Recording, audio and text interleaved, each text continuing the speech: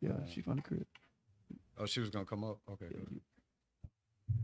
she'll give us a cue up when we up. Yeah, she's gonna come through. Nah.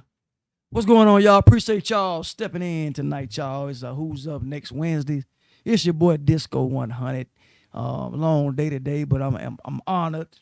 I got one of my home team folks in the building today. My man Jerry Wills. He in the ATL with your boy, but he representing 305 to the fullest. Mr. Jerry Wills, how you doing, my dog? I'm chilling, man. I'm happy to be here with you. Okay, cool. So I got you on the show today, man, because I'm gonna keep it 100. When I first met you, you a very unique person. Oh man, I So appreciate so I didn't know how to take you at first. I know you're from the crib, you. but we're gonna talk a little bit about you. I'm gonna tell you one thing I noticed about your unique style. I used to crack jokes to myself when I seen you exercising, cause boy, you come up with some damn exercise routines for your ass, boy.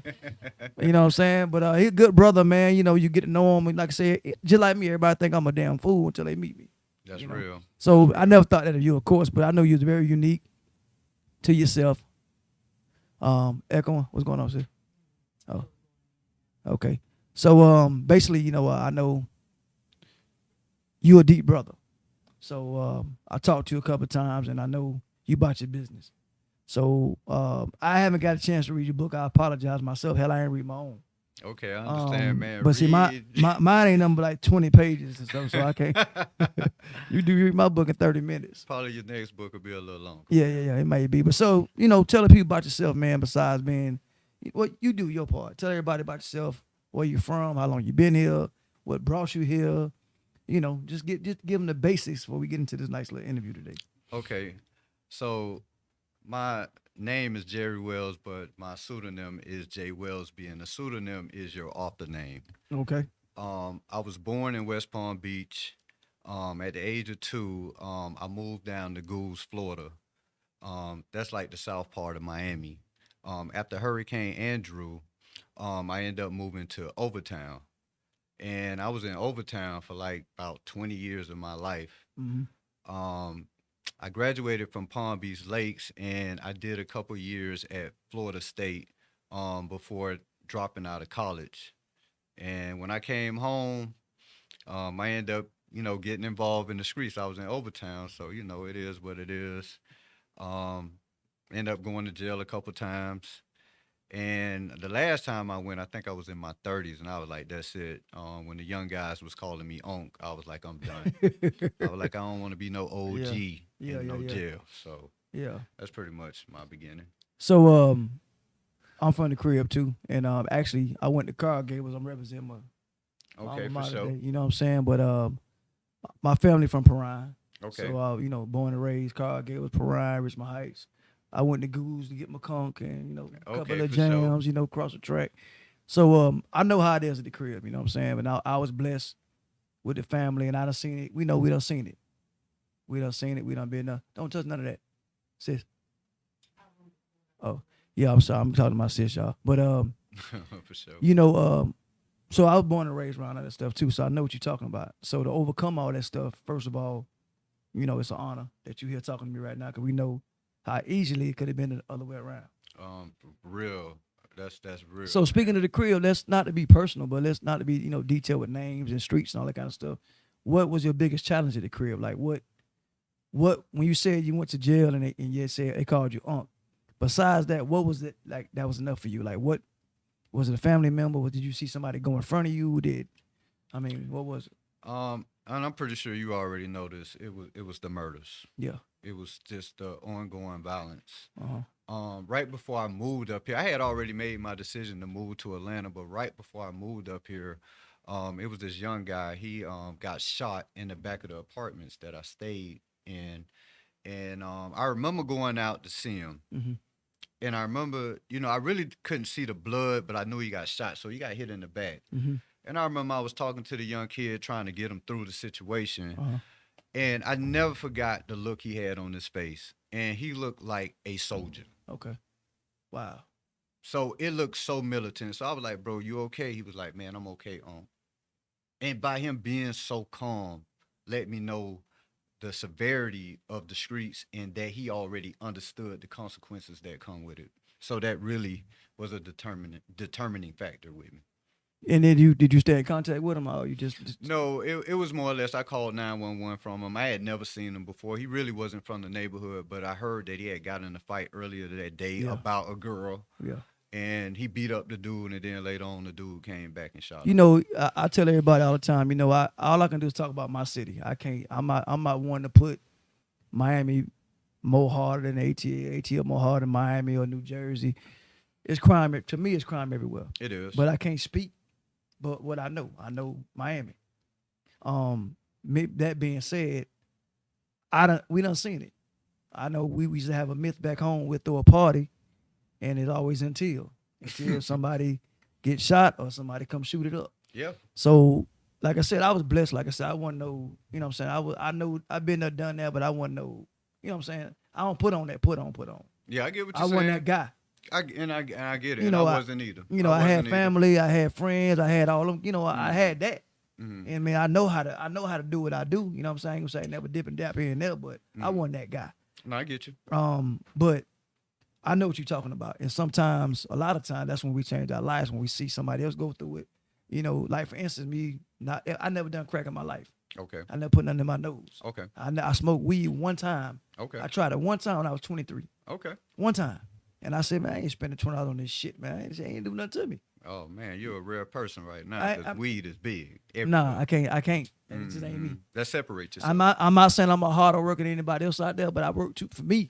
Me speaking for me, I'm not throwing away $20. I got you. Just like strip clubs. I ain't spending nothing. I ain't paying for parking. I ain't buying no liquor. I'm just real tight on mine. So I got you. But it that's, ain't about that's how me. you win. Yeah, it ain't about me. It's about Mr. Wells today right now. But No, go but ahead I and speak your know piece. but I know what you're talking about. So that being said, when you moved to Atlanta, what was your first goal? Like, okay, you left the crib, which is Miami. Now you here. Did you have family here already? No, not really. No, not really. I pretty much moved on my own, and that was like the big conversation when I moved up here with the people back home.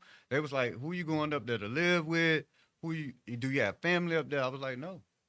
I was like, "I'm going on my own." I was like, "I just feel like this is my destiny." I had been thinking about moving to Atlanta since I was 25 years old.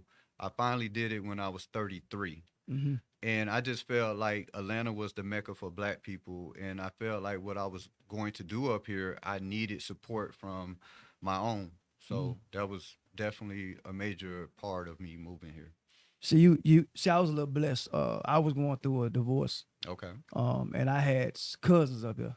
Mm-hmm. So I had, I knew I wasn't coming to just an empty nest. Mm-hmm. I was a little blessed, I didn't come up here with nothing. Mm-hmm. I left everything at home, the car, everything. I just wanted to go. But the reason why I choose Atlanta was because I had family here. Okay. So my question is, why did you choose Atlanta? Why Atlanta? Why not? I was about to say Georgia. I'm so about I'm about special. Why not? Funny. Yeah. Why not Alabama? Why not Mississippi? Because I visited. Alexis.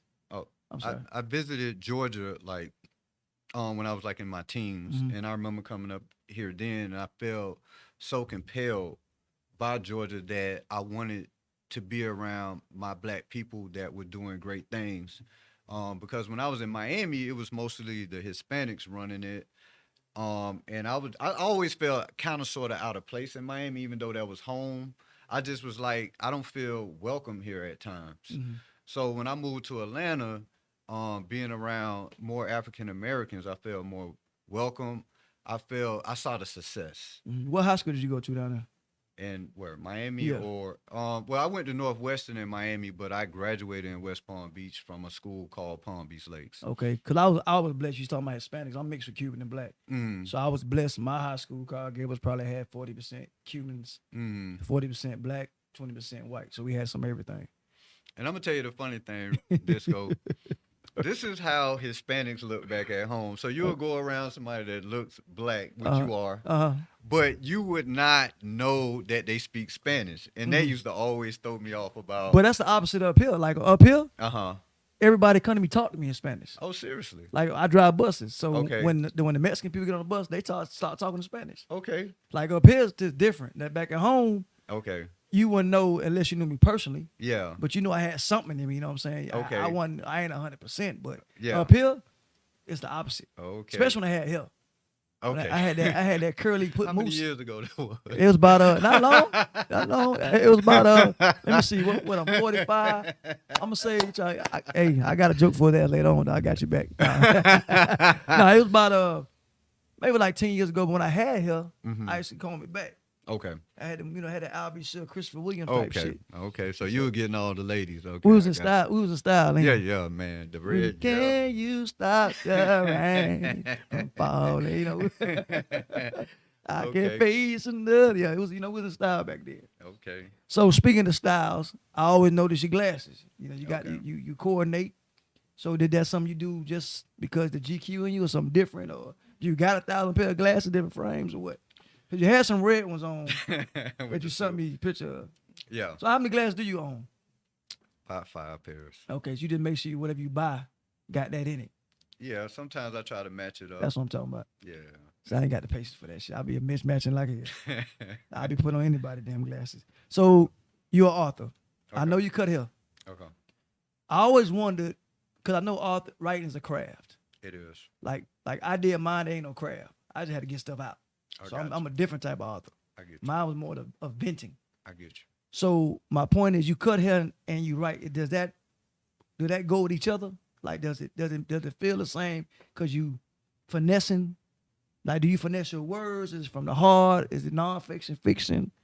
I mean, how does it compare with each other? Well, the foundation of what I do, it comes from an artist standpoint. Okay. So I grew up drawing. Okay. I went to magnet schools. Mm-hmm. So that's something I've been doing all my life, but I am one person that is very stubborn. Mm. And I don't believe in somebody putting me in a box and telling me, well, you could just be a barber, or you could just be an author, or you could just throw events, or you can just paint, or you could just do this. I am one hard-headed person. Okay. And I tell myself anything I put my mind to, I can do. I got you. So they coincide with each other because cutting hair is an art, and writing for me is an art as well. Did you go to school? You couldn't school cutting hair, right? Yes, I went to Turner Tech. Oh wow. Yeah, I went to Turner Tech at night. I went to the vocational school there. That's what's up. But see, one thing I tell the young men, and you probably taught the young men at the barbershop, and I coached football for a long time. Okay. I always tell the young men, you got to get a trade. You got to get something they can't take from you. You get a trade, they can't take it from you unless you do something stupid. Yeah. Like I got plenty of them, but one of my main ones is my CDL. Okay. That's why I don't drink. Okay. Because y'all don't want you to take it from me. That's my bread and butter. I like that. You know what I'm saying? Mm-hmm. So they can't take them clippers from you. Mm-hmm. You can always, God forbid, you don't have a shop, you cut from the garage. That's one thing about up here. I'm a backtrack. When I was at the crib, we used to go get a haircut to walk in. Mm-hmm. That was my first time realizing what Atlanta was about. When I moved up here, I went to a barbershop. And the man said, you got an appointment. I'm like, nigga, I ain't come here to get my hair done. I mean, I know I got curls. I thought he was trying to be funny. I ain't come to get my hair done. Yeah. But up here, you got to make an appointment. And it's $25, $30 for a haircut. Mm-hmm. I ain't never paid no more than $10, $12. Mm-hmm. And that's with a tip. That's with a tip. You know what I'm saying? Them days over with. My boy Rodney down the parade, what's up, baby? You know, he took care of $8, $9. You know what I'm saying? But because Atlanta, like you said, is to me, it's Hollywood. It is. Like I got tired of everybody I met at a workplace had a album coming out. Yep. Or was a fashion designer. Yep. Or was an actor. So it was like the Hollywood. It is. So I'm glad you took advantage of it as far as who you are. Now, did you think about writing while you was home, or all that stuff happened when you got here?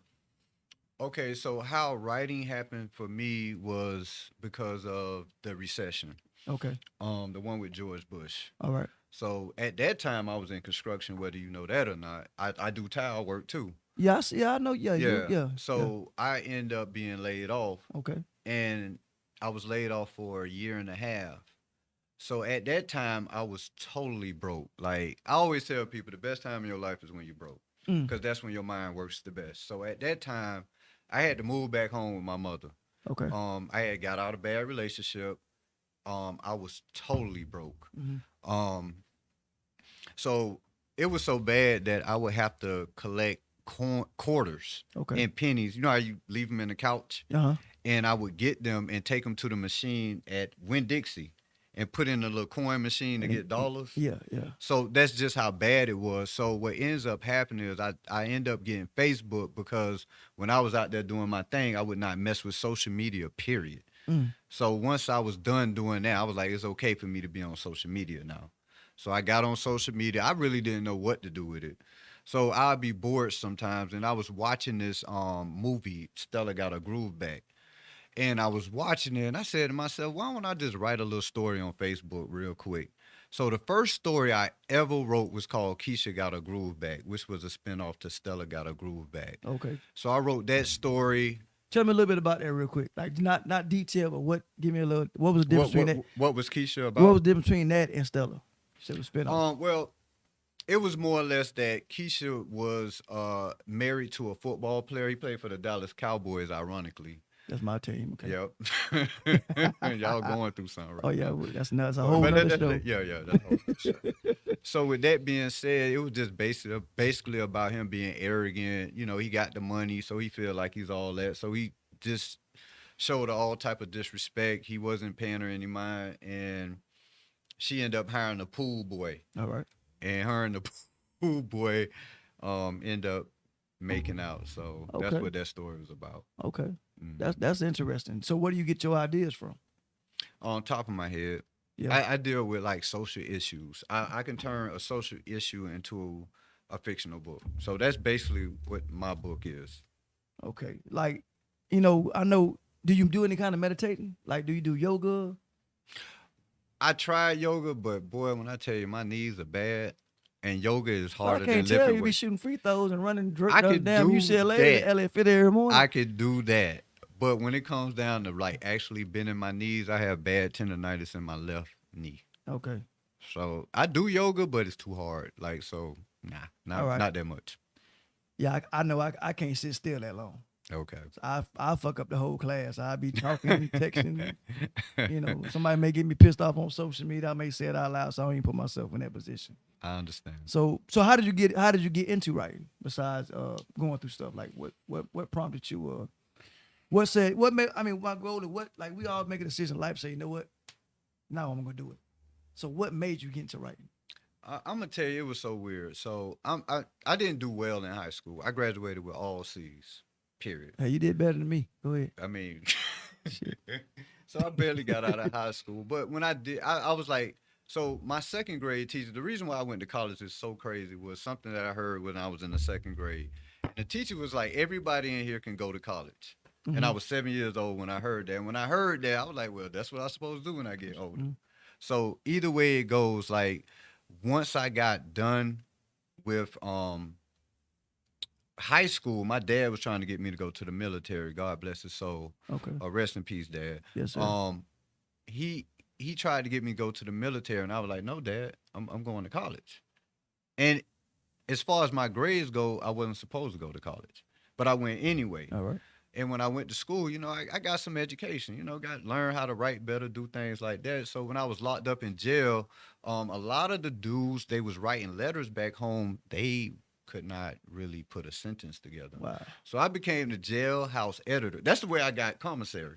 Okay. I would edit their letters. That's what's up. So like on And I Life, would draw them so like the cards, movie Life when Eddie Murray had to read the letters. stuff like that. Yeah, I got but you. I was more like editing. I got you. So once I started doing that, I remember sleeping on a bunk one night, and I used to read. That was the only thing I liked about jail, was the books.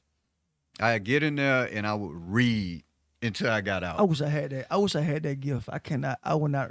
If it ain't got it, I was one of those kids in high school with the Sports Illustrated. I had to see the pictures. Like I understand. Now don't get me wrong. I ain't illiterate. Okay. I just said we're gonna get that clear. I'm not illiterate.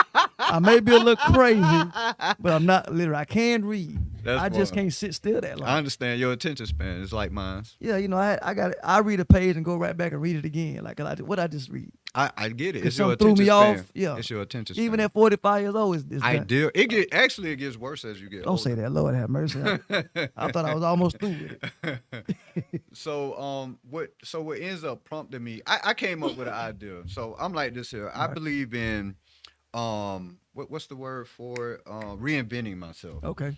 So I had to reinvent myself from the neighborhood weed man to now the dope boy author. And I took the same concept. That's why I sell so many books. That's I was sitting there saying to myself, like, how did you build up your weed spot? I remember I used to sit outside and I'm like, that's what's hey, up. bro, you want a bag of weed? That's But what's you up. smoke? You smoke? So now I'm just saying, do you read? Do you read? Do you read? It's the same. You took the hustle. You took the I hustle. took You it. could tell corporate pretty Yeah, much. I took it. And that's how you. I mean, personally, not to go off the subject a little bit, but that's what I tell the young folks. Now, I don't encourage it, but the problem is, back when we were growing up, the dope boys made the money to get a barbershop, a detail business, some property, invest. These cats not doing it to get Jordans and grills. You know what I'm saying? So you took that mentality and turned your life around. But what you learned in the streets, you turn into the corporate, legitimate, sleeping good at night now. Yeah. And it's no better feeling than what I have now Cause compared nobody to can rob them. you for no books. You know what though? And the crazy part about I get mad. Sometimes I leave my door unlocked on my car, Shit. and I have the books in the back, and nobody breaks in the car for the books. I feel some type of way, America. Do you do you do it on purpose to see what's gonna happen? I do it just to be funny because I'm like nobody's gonna break in the car for the books, and I leave a stack of them on purpose in the back seat, and I'm like I'm just seeing somebody look, and you might catch somebody looking. Anybody need a book, y'all come see me at 3330 Cumberland Boulevard. We got a bunch of books downstairs. I'm just go ahead. Yeah, I got the door open for y'all. That's what's up. So what tell me a little bit about this your first or second book? It's my first book. Okay, so tell me a little bit about it. Why the word change? What's that about? Why that Okay, title? so initially when I came up with the book, it was change by itself Okay. because I knew the character in the book was going to change eventually. All right. But as I kept reading the book, I was like, you know what? Let me add a subtitle. Mm-hmm. And that's when I came up. You will never come. I mean, you will never look at cheating the same way again. Wow. Say that one more time. You will never look at cheating the same way again. And that's a deep sentence. And that's why so many people buy the book. Let me think. Let me play because I didn't read. Let me think. Let me see where I'm at with this. If I read that title, I would think I won't look at it again because that person did it to me, and I know how I feel. Mm. That's why I won't. That's why I never look at it again the same because now it's done to me. Mm-hmm. So am I right? Sort of. Okay, so talk to me. It's more based on the ideology of going out and being malice in your behavior when you have someone at home that truly loves you and that's faithful to you, but yet and still you make a decision to go out and have other partners outside of the one that is home that is deeply in love with you. So I gotta ask this question: Mm. did it happen to you? It has, yeah. Hmm. So my point is, are you getting this motivation, inspiration from stuff that happened? Stuff that people happen to people, experiences, or just again from the head? Well, you got to understand. So let's do this here. Some of the stuff is from experience. I've been on both sides of the fence, Okay. so it's not All right. like I've just been robbed. I done robbed too. Okay. So I got whatever that was owed back to me. Karma. Yeah. And at the same time, you got to get it. I work in a barbershop. I talk to men all day long. I have a lot of lady friends that I talk to. Hmm. I done had my escapades where I was just off the chain at one time. Yeah. So, Oof, boy. so with that being said, I draw a lot from my imagination. Okay. I draw from research, Hmm. but I also draw from my own personal experiences as well as others. Why? The question that these ladies are probably watching is, why do you think men cheat? A lot of it deals with upbringing, my opinion. Like growing up and watching most of the men I admired, they had multiple women. A lot of the movies that I liked growing up was like player type movies. So I love the Mac, Dodo Mike. I just was watching Boomerang the other day. You say boomerang. Yeah, Yo, Eddie Murphy was off the chain. Market. Yeah. I remember. So I then the music. I used to listen to a lot of the music. So a lot of the music was talking about being a player, One of our favorite rappers, he bragged about having sex with somebody's wife, Biggie's wife. So it always looked cool to have multiple women. It was a thing. To us, it was a thing to be. It was a thing back then. That's what you. I know what you're saying. That's why I think a lot of women now say, you know what, y'all did it for so long. So don't say we the bad person now because we doing it. Yeah, Cause I hear it all the time. Y'all done it for years. yeah, Now we doing it. yeah. So why did you write a book about cheating? I'm gonna ask you why I asked this question because Steve Harvey wrote a book called "Or the Man Thinking," something like that. Yeah. And when I heard that, I said, this man was snitching ass. Okay. Like he just snitching. Like Yeah. this cat been divorced 3-4 times. Like you just gonna put everything out there for them. You know what I'm saying? You a crab. Yeah. You a crab. You just put it out there, partner. Yeah. So I ain't care for the cat for just because what happens is to me, it make them think now. Like they want to think about stuff we was doing before. And we could be innocent as all outdoors. But now this cat done put this out there. Now get him something to damn read. Some more shit for them to mess with us about. Mm-hmm. So I ain't care for Steve. I actually don't care for Steve. I care for him, but I don't. I get you. I met him a couple of times, did a couple events with him. Talented brother. Can't take that from him. Businessman. Why did you write a book about cheating? Well, first of all, monetary gain. First of all, books like this are the highest selling type books. So this book is categorized as erotica.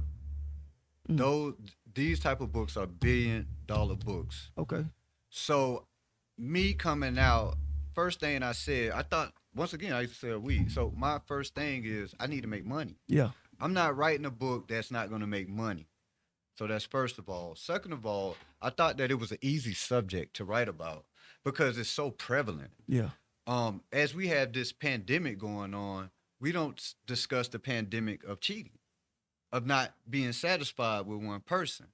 So I wanted to delve into this type of situation, whereas then I can explain it from a male's perspective. Okay. Now I never read the book Steve Harvey had, and I would understand why some people would question why would I write this type of book? Like, am I snitching on men or I'm telling on men? No, actually, I'm giving a message to men and women. That's what I was gonna ask. So because we ain't the only one that do it. Oh boy, women They do it the they're best. The best. Yeah. They the best. Corleones. Yes. Yeah. Yeah. They mastermind that shit. Godfathers. Yes. Yes. Yes. Mhm. So what authors influenced you? Like I know I grew up. I love he not. Is he considered an author Langston Hughes? Of course. Okay. He published the book. He put. Okay. I know. You're an author. I know it as poet. Yeah. But So he's know. still an author. Yeah, I got you. Mhm. So what authors influenced you? Well, the first author, believe it or not, it was John Grisham. He was like one of the first authors I ever read. I read The Client, and I read some of The Firm, and then I read this book called The Partner. Mm-hmm. And I remember when I read the book, it was so well written. Mm-hmm. So that's when I got into the artistry of writing, having a flow, Mhm. and being able to have a sense of humor while you're writing. Okay. Malcolm X, Alex Haley. I read that book like 3 times. Well, you made me feel like I just ain't do nothing, but I ain't read I know I know why Mockingbird sing. That's the last book I read. That was Okay. Ponce de Leon, 9th grade. No, Okay. not 8th grade, because I had to read it. Okay. Yeah. Yeah. So I read books like that. I need new friends. Now, I'm not gonna lie. When I was in jail, I probably read James Patterson, but I'll probably pick up some books, and I probably wouldn't even remember the author's name, but I still read the book anyway. So I just used to read. You know Did what you I'm read saying? that Willie Lynch letter? I seen it. Yes. You seen the movie Animal? No. You will love it. Okay. You will love it. It's with Van Rhymes. Okay. My man, the baby boy. Van Rhymes. Okay. You will love it. Okay. Him and Jim Brown. Okay. And I'll check it out. And of course, Tyrese. But I could probably look it up on YouTube. Netflix probably still got it. YouTube probably still got it. But it's called Animal, and it's deep. Okay. That's like I said. I met you before. I talked to you briefly. I ain't gonna act like we known each other for years. I ain't that guy. Okay. But I know you're a deep brother, so you'll like that Animal. Okay. So speaking of movies, would you ever think about writing a movie? Could this ever be a movie right here? It can be. It has all the qualities, all the criterias. all the protocols to be a movie. Okay, real quick, who would be the guy in the movie? Who would be the woman in the movie? Okay, so I don't really know actors' names, but I can tell you Okay. I could tell you who I think the dude would be. The movie, what it was, Girls Trip, Oh, the one where all the girls going up crazy, the little dark skinned the cat. dark skinned cat. Yeah, He can be Jacob. I yeah. don't know his name. I don't know his damn name neither. He from one of them islands. I know that. Okay, yes, he could definitely be Jacob. Now, who would be his wife? I wouldn't know the actress name. I I seen think her what's the name? before. Who? Go ahead. I can't tell you her name. What I I think, think she Lala. played. I think Lala be a good one. Which one is like? Lala, nah, she too, nah. No, you know who could play her? Avatar, the black lady that played in Avatar. So who? Shalonda, that's her name. Oh, She can play Kim. okay. Yeah. So, but I'm thinking, cause you know, you in the right spot for that. You know, I was again when I first moved up here, I ended up being in a play. Okay. Dope. I was not take you off. I'm just saying how Atlanta work. I was working at Kroger's as a damn cashier Mm-hmm. when I first got off the plane. Wow. And a dude walked in the aisle. And he did this to me. He was doing this to me. And you know, my temperament, I'm like, why the fuck this dude doing this shit? Yeah, you know how we What is. the fuck you doing, bro? Like you just sitting there tapping your finger with your. Yeah, that's us. And I wasn't talking. Like, what the fuck you doing this Yeah, for? it's Miami. So you know, I'm like, now I'm like, okay, what the hell? So his wife, she started whispering. I'm like, okay, do I know these people? Like, this somebody got the auntie from back at the crib? Do I got a, you know, what the hell? You know, so he finally said, I need to talk to you. Gave him his card. And he was a director. So he wanted me to play a part in a play. I was Mr. GQ of the high school, blah, blah, blah. Like I said, we was in style back in days. Back in the Okay. days. So my point is, I think you can do, I know you can do it. Mhm. I just don't know how that stuff works with the who says what, who say this. You know, it's not right like writing a book. But I see everybody on Facebook getting it. You be in Uber, you be in Lyft, you be in a grocery store, barbershop, LA Fitness. I mean, they getting it. So be ready. Cause it's gonna come. You Yeah. better be ready for it.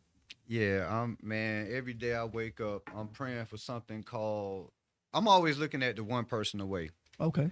I always tell people I'm one person away Exactly. from being a millionaire. If Oprah was to have this book and said, everybody go out here and get change, you will never look at cheating the same way again, I'm gone. Good.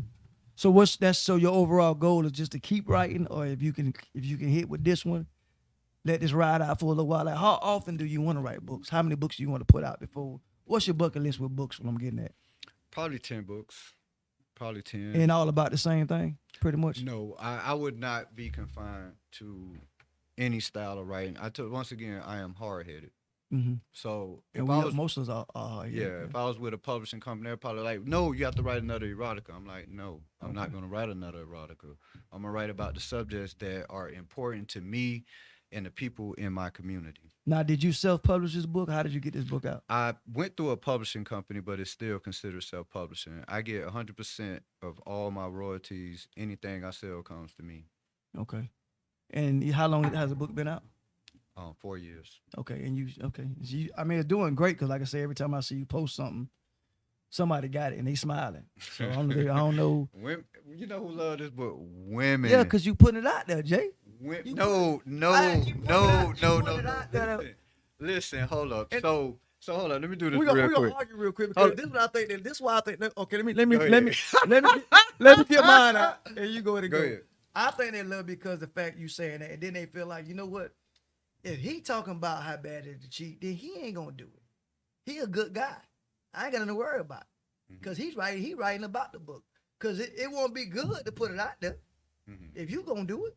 mhm. So, you know, this might be a little token. You know, what's up, girl? Let me holler at you. You know, and I've been there, done that, baby girl. You know what I'm saying? Look at it, what I won't do, and give the book. Now go ahead.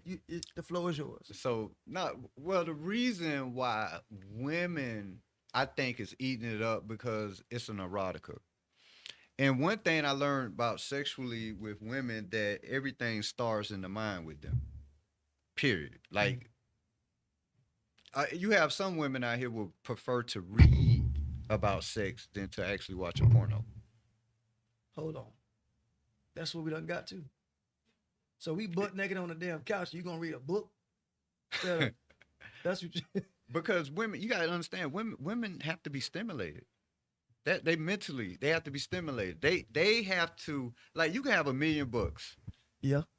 And Go if ahead she now. Be careful what you say now. This okay, Jerry Wells, this ain't Disco 100. So you have some women, like, no matter what, if you can't stimulate them mentally, like, they're not gonna get down. and those grown women, Yes, I mean, that's real. That's a woman. yes, that You and I agree with you, and I co-sign on that one. yeah. So it don't matter what you have, what you got going on, but if you can't stimulate her, it's a no go, no matter what you do. Now, what I'm saying with the book is the majority of the time, which makes me another rare commodity, is there's not a lot of male writers that write this type of book. So it's Zane. Like, anytime I hear erotica, I hear Zane. It's Zane, Zane, Zane. Yeah. So with me, I am kind of turning the table, saying, okay, men can talk about it too. And now women are understanding what we are feeling when we're doing it to them. Instead of Zane saying, "Oh, he had my coochie so wet and the juices poured." No, they're hearing, "Oh, my veins was popping. Mm. I felt the strength of my manhood Yeah. going inside." So now they are reading what we feel, because they don't know what we feel. Exactly. I don't know what she feels when I'm inside her. Exactly. All I know, I say, is wet. It feel wet. Correct. But I don't know It, what she's it feeling. better be damn wet. But go ahead. So yeah, That part. that's why I think so many women are into the book. So, do you think it'd be hard for you to have a? Well, first of all, do you have another? Do you have a girlfriend, friend? What do you consider yourself right now in the game? Single. Single. Mhm. Okay, so my point is, you've been smart up there as far as the relationship, writing books about it. Do you think that intimidate women to have a relationship with you? I think what it is you have to go the long road with me. And what I mean by that is I'm pretty much always on Facebook. I always have women around me. I do photo shoots with women. At times, I have my shirt off, shit like that. So a woman dealing with me has to be so secure in herself that she's okay with me doing what I think I need to be doing to put food on our table. So basically, let you be the man and do what you got to do. And Exactly. shut the hell up. And that's hard for 99.9 of them to do. I mean, if I have a girl and she's on my Facebook, we're gonna argue every night.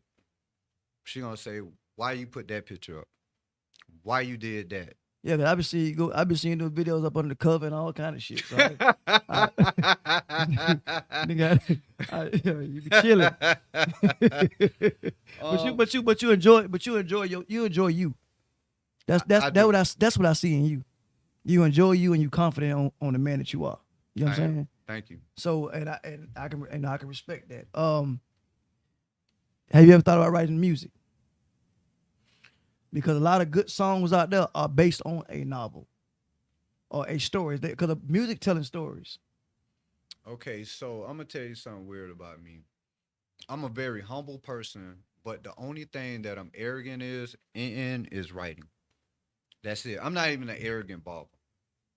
But writing, I feel like if you ask me to write poetry, I can do it. If you ask me to write a song, I feel like I can do it. If you ask me to write a manuscript, I feel like I can do it. If you want me to write for a show, I feel like I can do it. So with that being said, if somebody asked me to write a song for them, I would put my best foot forward in doing it. I mean, I think you'd be good at it because you're deep, like I said. Thank you. I mean, I look into it. You in Atlanta. Because half these damn dudes ain't. Let me rephrase that. I ain't talking about rap song because these little dudes ain't talking about shit. I'm talking about R&B. You know what I'm saying? Love songs. Hell, cheating song. Tyrese would be your first candidate. He'll turn any. I mean, that's his soul. I Mhm. can't say Jaheim because God bless him. He going through so much. It's sad, to see that man. I'm still. What's going on with him, by the way? Shit, you wouldn't even know who he was, man. The dude, he looked bad, man. He Yeah. don't. I don't put it. I don't know him personally, but it ain't the same Jaheim we grew up on. You know what Nah, I'm it's saying? not. He was healthy, big. Yeah.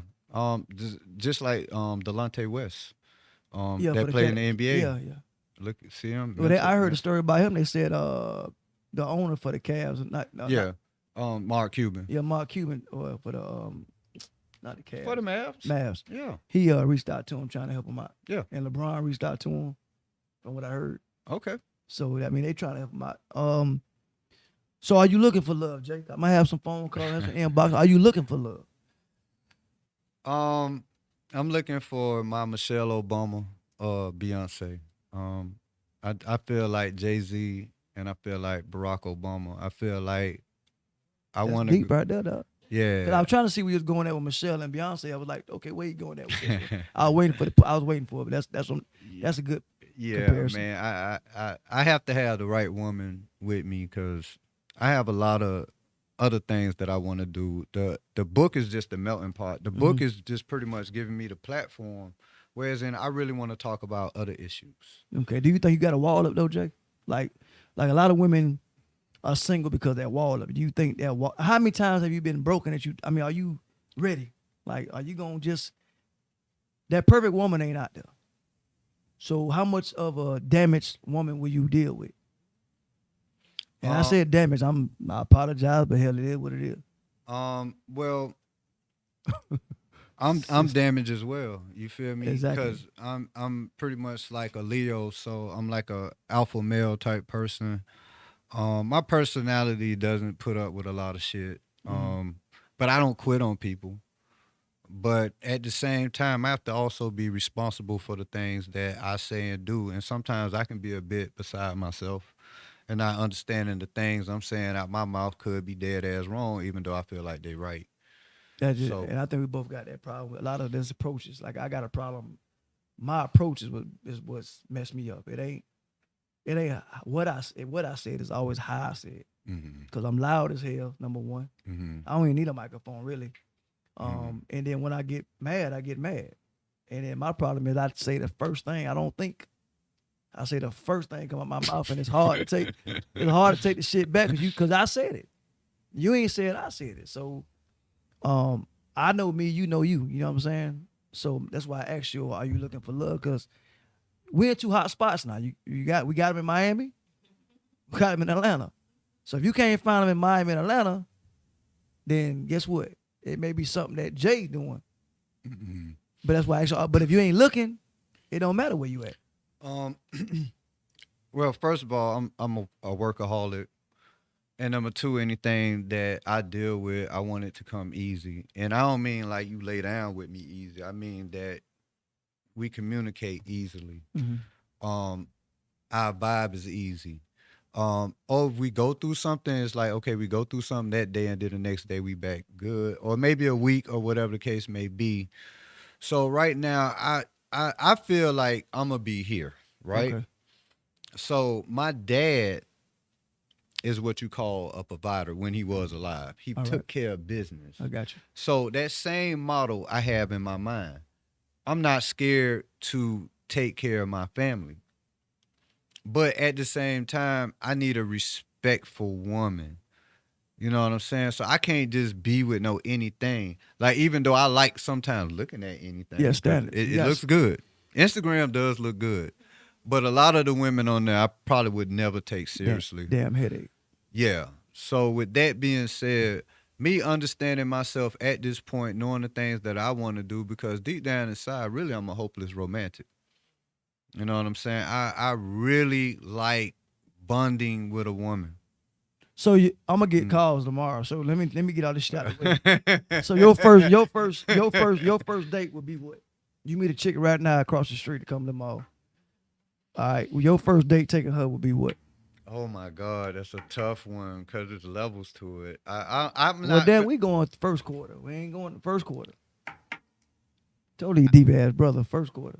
Uh, it's a couple restaurants I like. Okay. So take I'm out to eat. yeah, I'm an eater. Okay. Yeah, I like to eat. So I know a couple restaurants that I could take her to, Okay. but once we get to that ultimate level, like I would love to travel with my mate. All Um, right.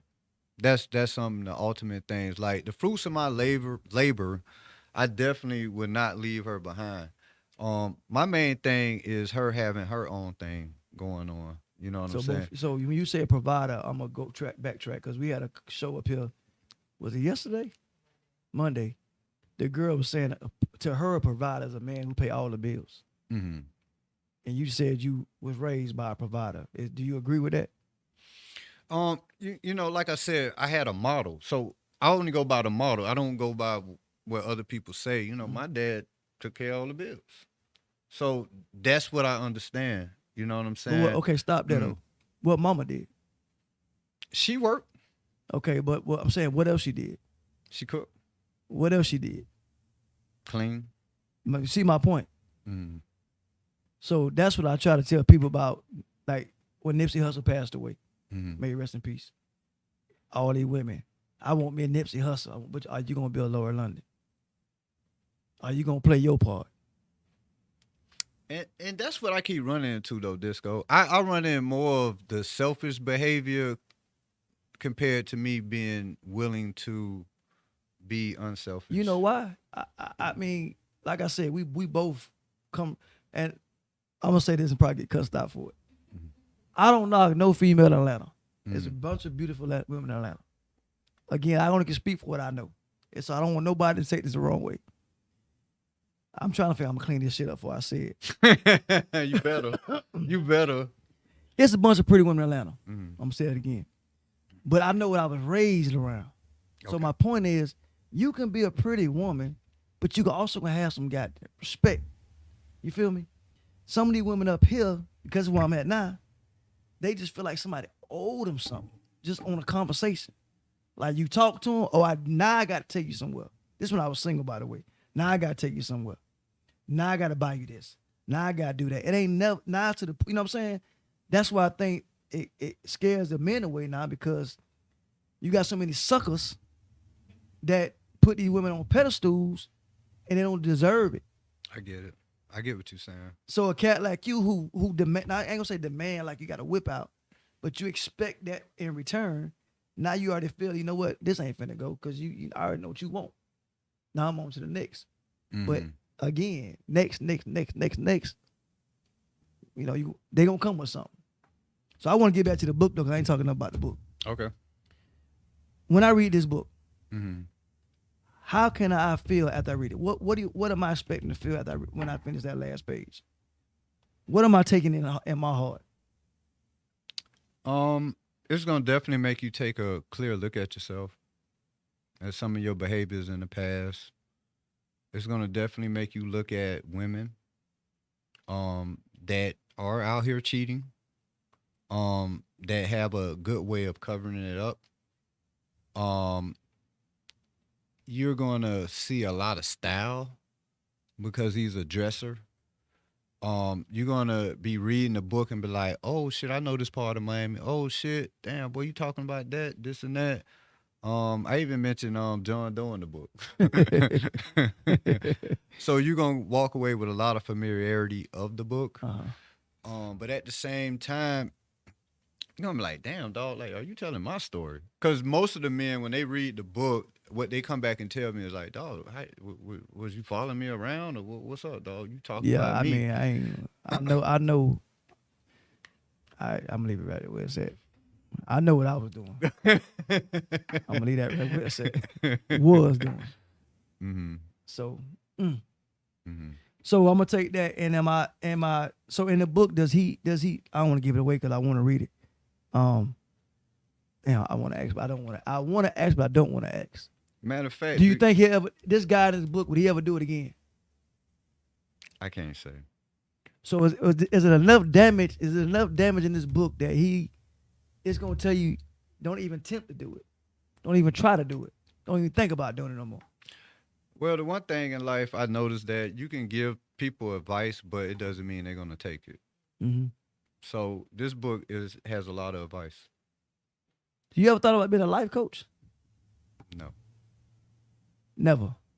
no, Why? because my shit ain't together. You know what? No, let me tell you something. I'm gonna get cussed out. I meet. Ooh, let me clean this one up too. I know a lot of life coaches that are women and they single. Mm. So I always tell myself, it's like I don't want to get in no trouble. I'm gonna change that up. It's like a preacher. I want to preach. My idea of preacher is a preacher who been there, done that. Mm-hmm. Like to me, you can't teach me that about nothing you ain't been through. I got you. You can't, you know what I'm saying? And I'm just not a believer in a preacher that go to class, school, and learn and get a degree as a preacher, and you're a preacher now. You know what I'm saying? To me personally, I feel like a preacher is if it's your calling, it's your calling. You ain't go to school to study for it. That's just my you know what I'm saying? Like Arthur. Mm-hmm. You been an author. That's something from your heart. Mm-hmm. That's something you got a gift for. And them the authors that I respect. Okay. Those are songwriters I respect. Those are rappers like Tupac. Mm-hmm. My cousin. Mm-hmm. You know what I'm talking about? I don't put him out there, but you know, Mm-hmm. I because I know what they talking. I know what he talking about. Mm-hmm. You see what I'm saying? I gotta get engaged with that person to know what they talking about. See what I'm saying? Like when I had Brother Marquise, right, when me and him cool is all I do is to hear Brother Marquise talk, the shit real. Mm-hmm. Like it's real. Mm-hmm. So you know what I'm saying? So we grew up listening to that stuff, you like, damn, but not even though it's talking about sex stuff, but all I'm gonna say this right here. It's real. When he come out, what he coming out with, I know half the story. Okay. We ain't heard shit about the real 2 Live Crew though. Okay. So that's not. You know what though? I've been interested in that documentary. Somebody asked for the number. I'm sorry, y'all. Somebody calling. Let me see. Turn the mic up. Oh, they hung up. Yeah, we got somebody called but hung up. I guess we ain't answer the phone fast enough. Okay. I'm sorry, Jay. Go ahead. I know I was gonna ask you something real quick, if you don't mind. Go ahead.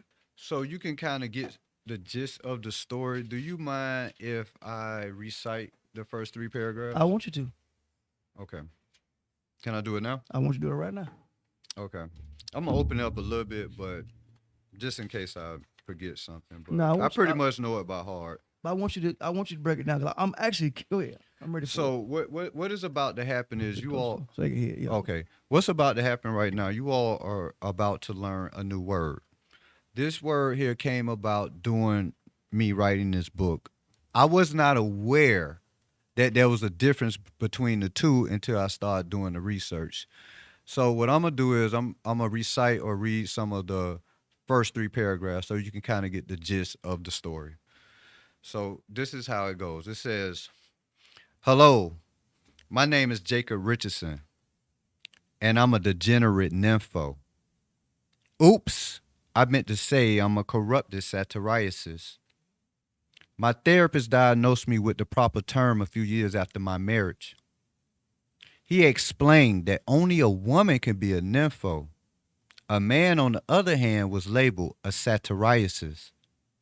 By definition, a satyriasis is a man who has uncontrollable sexual urges. My sexual urges were so bad that I taught myself how to fulfill them at any cost. I've had sex with 3,213 women. I'm not fabricating this either. The reason why I know I'm accurate is because I wrote down every woman that I have slept with in my little black book, whether I knew their names or not. I kept my black book secretly hidden away from my wife. I couldn't have her interfere with my sex addiction. I was a womanizer, to say the least. It has been an ongoing problem ever since I could remember. Sex and women stayed on my mind every minute of the day. Any idle time I had was spent on sexual thoughts. I prayed all the time for change. But I knew deep down inside, the only way I could change was by force." And that's the first 3 paragraphs. Okay, you gonna teach me something? Cause the word you use, Mm-hmm. used about 3 words I ain't heard in my damn life. So you gonna have to tell me what that meant. Which? The first one, the A satyriasis. Break that one down for me. Satyriasis is basically the opposite of nymphomaniac or nympho. Okay. So men are satyriasis. So for the longest, I thought nympho or nymphomaniac was labeling both people. So I thought I could just be like, "Oh, you a nympho, bro." Like you. Yeah. No, that's the incorrect word. Okay. You are a satyriasis. Meaning I sleep with a bunch of women, or I love Yes, sex. it mean like your sexual urges is like it's unbearable. So people that suffer from this type of mental disorder is they can be at work and literally go to the bathroom and masturbate because They got their urges are uh-huh. there. If they go out with a woman and they have their cleavage out, it's like their whole mind is just like Damn, I ain't never heard they that. they are compelled to have sexual thoughts all the time. So would that give you a pass? You think that'll give you a pass with the women when they find out you got a sickness like that? I I mean, pat what you mean? a pass, like that's why you cheated on them? Or? Oh, well, you got to understand that. Like, what woman in their right mind would, unless she's totally in love with you, Yeah. and you can come to her and be like, the reason why I've been cheating on you all this time is because I'm a Man, satirist. man. Um, First of all, I don't know if they can say the damn word. See, but I know you lying. You can't say the damn word. I know your ass lying. Yeah. Trying to use somebody else's damn name. I got you. Mm. So tell me, did you watch that Jada and Will thing? The interview I when they was talk, lost. I know you probably can help me out on it. the entanglement. Yeah, break that down if you can. I was lost. I seen it on Facebook. I seen everybody posting. What the hell happened? Well, basically, what ends up happening is she started having an affair with this young cat. I don't know the rapper Yeah, I know you're name. talking about. Yeah. Yeah. So basically, they had already had an open I relationship thought so. prior to that. I thought so. So you got to understand, like, Jayla has some type of prestige. And if I'm a rapper, no matter how young or old I am, I'm saying I hit that. And if it's good, it don't even have to be good. It's just her presence. Cause her name speaks Exactly. value of who you hit. So when she says, Like you hit Whoopi, you ain't telling nobody. nah, you ain't, yeah. No, we just had lunch, dog. Yeah. So you got to understand, like, it don't even matter if she was good in the bed or not. It was just that this woman was helping me. And that's something that I learned that can kind of make a man be drawn to a woman, or women are naturally nourishing towards things that they care about. So they can have a badass kid and they gonna always like go to jail for him, Boy, look say at my son ain't do it, or shit like that. So you got to imagine being a young guy being involved with a woman that is nurturing him, of Jayla picking caliber, and she just say I can't do this no more, and she cut the screens.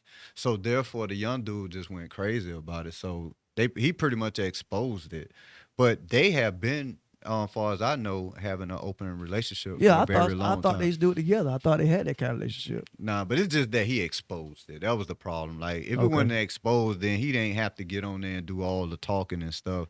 But they been like swingers, so. Yeah, I heard. I mean, I heard that. I heard. Yeah, Mhm. I heard that. I guess, of course, I don't know their ass personally, but I heard that. Mhm. Would you? I doubt it. Right? If you had a relationship with a female, she was into that. Would you be opposed to it? I couldn't be with her, but I can definitely have a friend like that. Yeah, yeah, Yeah, I do a friend all day yeah, like that. yeah. Ain't nothing serious though. Yeah, nah, not serious. I'm with you though. I can't share what I. You know what I'm saying? Nah, Not knowing it anyway. nah, I can't do that. Yeah. It's an impossibility. Yeah. So next book, what you think? I know you had a part 2 coming out, right? Part two, yes, I do. It's coming out. Me and the editor is beefing, so I'm going public about it. Go ahead, talk to him. But I'm not gonna disrespect her. But right now, we're going through So some when you problems. say edited, like not to take it off you, I know when I read my no disrespect to you being on my show. When I did my book, all I did, so I noticed you type and all that kind of stuff. Mhm. All I did was talk. Mhm. And one thing I told a young lady was, don't change my grammar. Mhm. Don't put no commas in the right spot. I want you to put it like I'm talking, Mhm. because anybody that know me know how I talk. Mhm. So what would you be beefing about with the editor if it's your words?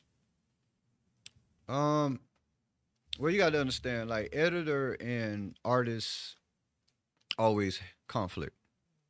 They're more the structural people. We're more the people that are the storytellers. So at times, when I feel like I'm not getting the level of respect I want, no matter what you think in your mind about me, you're not going to put me in that box. So I'm going to act like I'm from Overtown when you take me there. And I'm gonna still be professional about it when I do it, but I'm gonna let you know I ain't nothing to play with. Like, I'm not no sucker. So that's what she got me feeling like right now, and we're beefing. And I pray to God that we can come to an agreement that we can just get this book done. But my point is not to be ignorant, dog. Mm-hmm. If you type this, I always like to cut Mm-hmm. out the middle, man. Uh-huh. So I always when you on Facebook, I see you typing. I Mm-hmm. see you. So if you doing the typing, Mm-hmm. you doing the spell check. Mm-hmm. Why we need her? You always need an editor. Any author, no matter how long they've been writing, they always need somebody to go over their book. I'm not 100% polished in grammar and spelling. I'm not. Okay, that's what. Okay, that's what. Okay, So her job is to come in and fix up my grammatical I errors. got you. That's why I told the lady that did my book. All I did was say it. Hmm. I recorded chapter by chapter. She did all the typing, all the spelling. Okay. Because I know what I can't. Like I spell so bad when I try to text somebody, put 3 letters, it Hmm. still don't find the correct damn word I'm trying to say. I just It's I, okay. I think of another whole nother word. It's okay. Yeah. But look at you. You're running your own podcast. So that tells me something about your drive. Appreciate it, bro. Appreciate it. I wish you could ride my bus a couple of days. You have a whole nother book. Okay. I got a 30 route. You will have a book in a week. I believe you. Raw footage. I believe you. I guarantee you. I believe you. It can be called Crazy on Wheels. And if you ever came in my barbershop, you would have more things to talk about. But you know 'Cause what, man? we are subject oriented. You know what though, man? Barbershops. When I first moved here, matter of fact, my first family I got close to was a barbershop Mm-hmm. because that's what it was. It was like it was like an extended office. And every time we talked about what we was going through, it's like all of us was going through the same thing. Mm-hmm. And we gelled with each other because we gave each other advice. Mm-hmm. So to me, barbers ain't nothing but a therapist. Because That's there's what so I many do. people sitting in your chair That's what I do. and you cut their hair and listen to what they go through and you give them advice. So ironically, before I stopped going to college, my major was psychology. So a lot of things that I do, and the reason why I'm able to get things to move the way I want to is because I make my mind go and get what I want. So if I'm sitting over here, that's how the Miami Day and the A happened, by the way. I ain't gonna get into that. But We can because we got. I don't feel like it, bro. I know. It'll I know be you some feel. other time. I But got you. I just like to speak things into existence. Correct. So I sit there and I think about something and I create it in my mind and then I put the action to it. Okay. And then another thing I do is I put the energy out there. I speak it and it draws things in. So that's why I'm always saying I'm gonna be a financially free barber. I mean a financially free author. That's why I said because this is something that I want. Matter of fact, I'm gonna give you just one sneak peek. So my favorite car is a Maserati, and I always wanted one. So the guy in the book drives a Maserati. So what I'm doing with that is I'm speaking that in existence through the book. So once I get my to the point where I'm financially free, I spoke that car I wanted into existence through this book. So when I finally pull up in a Maserati, it's all because I wrote it down. I said this is what I want, and I gave it to the universe. And I'm asking the universe to give it back to me. That's what's up. How do you deal with negativity people around you? Negative people around you. I deal with it every day, bro. So every day it's a different struggle with it. How many times have you heard the word you can't? I remember it was a barber that I used to work with. He didn't know I knew how to draw. So I was telling him I draw the Miami Heat ball in somebody's head, and he turned around and looked at me and he said, "Man, you can't do that." And I looked at him, and matter of fact, "can't" is a good word for me, cause once you tell me I can't, that means I'm finna do it. That's what I'm talking about. That's what I'm talking Yeah, the minute I'm starting to understand embracing negative energy. Like instead of being mad at it, I embrace it. You know what I'm thinking right here? Everybody know my big. I always think ahead. Finally sitting down and talking to you like I'm talking to you, not inboxing, not the Atlanta Day, what we went through the Miami Day, Mm-hmm. ATL. I love kids. Mm-hmm. I love coaching kids. Mm-hmm. I see what type of brother you are. I can see us getting together and mentoring some kids. And crazy about it, I've been talking about mentoring for a long time. So my ultimate gift to the world is number one, becoming rich so I can enrich other people. One of my biggest goals is to share. I love to share. I hate keeping stuff to myself. So if I could see a kid, and this is one of my goals in life, I want to find a kid that want to be a writer one day, right?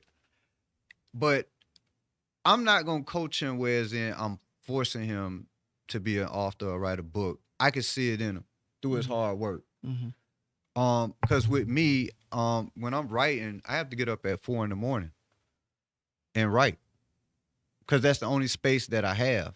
So if I can see that in a kid doing that, man, I would do everything in my power to help him sell his book. That's one of my dreams. One of my dreams is to go back to Miami, because I don't want to do everything in Atlanta. That's one of my biggest things that I would hate. That I do all this great stuff in Atlanta, but I don't go back home Yeah. and do something back home. Yeah. Well, they say you take care of home first. That's the rule of life. Period.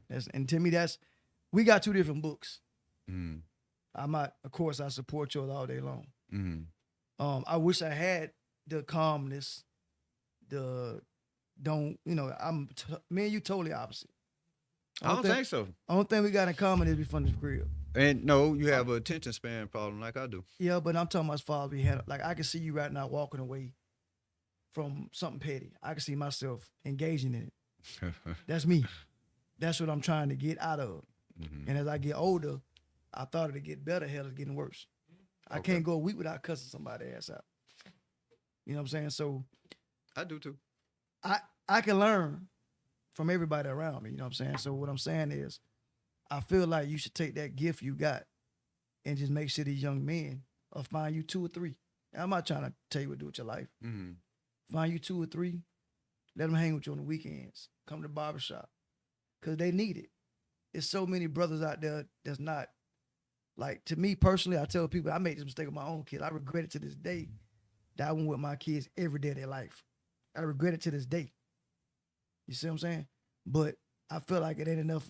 Daddy's teaching these kids to be writers, lawyers, doctors, political. On a political, we teach them basketball, football, sports. When that's not going to change what's going on in the world, we need more people. You know what I'm saying? We need more of that direction for these kids. Because right now, if you go to school right now, ask 90% of our black young men what they want to be, they all going to say football. And then I'm saying writing books. You know what I'm saying? So we need somebody to lead the way so I can see that in you as far as the gift you have. And like I said, I'm not no damn Cleo. What her name is, the damn psych lady. Cleo. I ain't all that shit. I'm just being 100 with you. Okay. To me personally, I see it in you. I can see you reaching back to the young folks and guiding them, man. Appreciate it. I do want to start this movement, and it's about being sapiosexual. Have any of you all heard that word before? Bro, I done Have told you heard? Have you heard the word before? I, Okay, a sapiosexual is somebody that is attracted to intelligence. So this boy I deep, want to man. start pushing a movement like Pac had Thug Life, Martin Luther had a dream, and Malcolm X, pretty much was talking about black nationalism. My movement is a more about using our intelligence and becoming financially free because I think that's the new war. I love Jay Z last album when he started speaking about financial things and he said financial freedom is our only hope. And I have been understanding that for a couple of years, and that's why my goal is to keep building multiple streams of income so we can start fighting this war with the Senate. We can start having our kids be senators instead of, running backs. I'm not saying anything's wrong with football, but we need people up there in Congress. So we have to start pushing a different fight. I mean, the other one cool, but like I be explaining to people all the time, I'm like, we have all these African American leaders or whatever the case may be, or these organizations. So I'm sitting here thinking to myself, like every time I see a cop kill an unarmed black man, I'm like, why y'all not organizing with the gangs? I was like, I'm not saying that violence is cool and stuff, but I look at it like this here. If these knuckleheads willing to kill you over nothing, why we not organizing and getting them to hit when we're being hit by officers? But nobody's like really talking about that. And I get upset with that, but I don't know, man. I'm just trying to push an agenda. I definitely want convicted felons to, get their rights back, not just to vote. Because every time I see a president up there, they're not talking about the issues that I deal with. So I just be sitting up there like, yeah, I'm gonna vote because that's just something I'm gonna exercise. But at the same time, we need to start talking about our issues, which is like mental health, stuff like that, getting your gun rights back. Because I don't think there's no man that want to be in the house with his wife, though he's a convicted felon, that he's not able to protect his house with a gun. I think that is bullshit.